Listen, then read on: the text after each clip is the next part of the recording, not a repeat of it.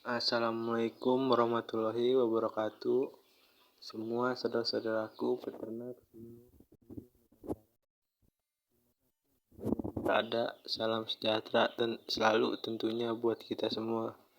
Semoga di kesempatan hari ini kita semua masih diberi kesehatan dan juga kelancaran dalam beternak. Jadi kali ini saya akan membahas kunci sukses beternak entok. Kuncinya seperti apa? Simak videonya sampai habis. Jangan di skip. Saudara-saudaraku semua, ada dua cara dalam beternak entok, yaitu cara dengan sistem pembibitan, kita produksi anakan, dan sistem pembesaran. Kebetulan di kandang kami ini di MR Rahman TV, kita beternak entok dengan sistem pembibitan. Ada yang bertanya kepada saya, apa yang perlu disiapkan untuk beternak entok? Secara sistem pembibitan, saudara-saudaraku semua, ada 3 hal yang perlu kita persiapkan di dalam beternak entok. Sistem pembibitan seperti yang kami lakukan.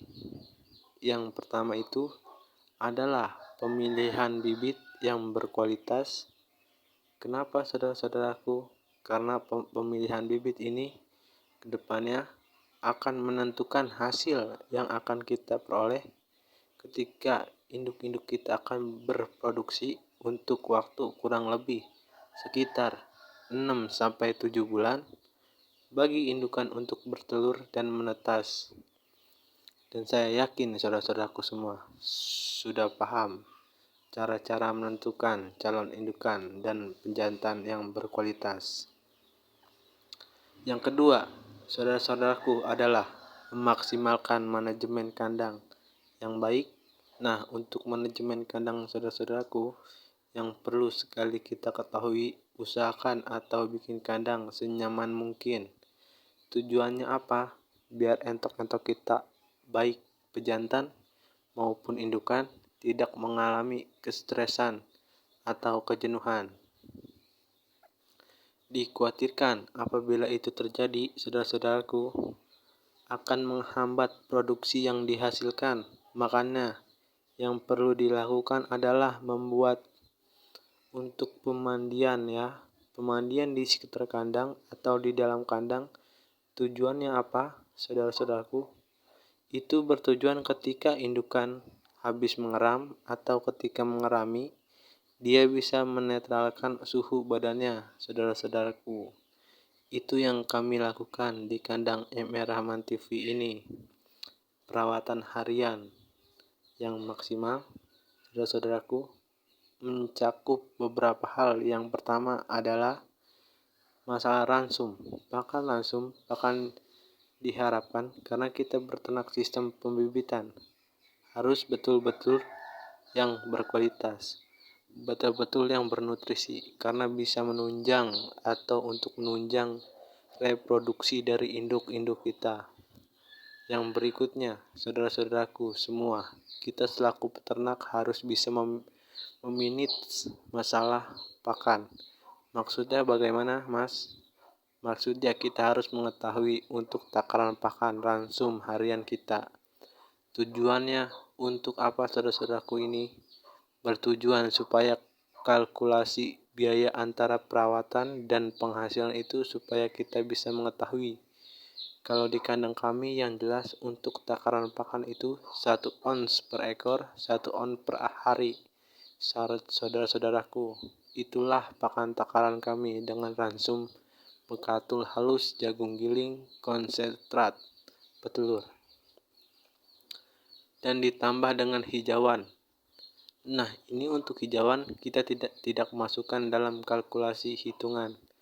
Berarti bisa disimpulkan ya saudara-saudaraku, bahwasanya untuk beternak sistem pembibitan itu ada 3 hal tadi yang harus kita persiapkan. Yang pertama, persiapkan bibit yang berkualitas, dan yang kedua, perawatan kandang yang maksimal. Yang ketiga, perawatan harian yang maksimal. Pula harga jual entok pun lebih tinggi dibandingkan bebek atau ayam loh. maka bisnis ini cukup menguntungkan, bukan? Kandang entok yang sehat. Kenapa harus kandang entok yang sehat, saudara-saudaraku? Agar perkembangan entok bisa terkontrol setiap saat, sebaiknya kandang entok dijauhkan dari keramaian. Agar entok bisa tenang ya, sebab di situasi entok yang tenang, maka entok bisa berproduksi dengan baik. Pakan entok selain kandang, pakan entok menjadi faktor pilihan paling penting. Dengan pakan entok yang tepat, entok dapat tumbuh secara optimal. Agar gizi entok tercukupi, sebaiknya ikuti setiap pemberian pakan entok sesuai umur dan pertumbuhannya. Yang optimal ya, pakan entok umur 1-14 hari harus banyak mengandung protein, saudara-saudaraku. Anakan entok membutuhkan asupan protein, energi, kalsium, fosfor, dan vitamin. Pakan seperti ini dapat di dalam konsentrat starter atau yang disebut fur. Pakan entok usia 14-36 hari kebutuhannya lebih menurun dibandingkan saat awal entok menetas. Pada tahap ini, anak entok lebih membutuhkan energi. Berikan pakan bekatul halus atau bekatul yang berkualitas sudah tercampur dengan jagung dan fur dan banyak lainnya. Pakan entok usia 36-40 hari. Saudara-saudaraku, pakan yang tepat untuk entok dewasa adalah pakan yang mengandung vitamin dan protein tinggi dan mineral.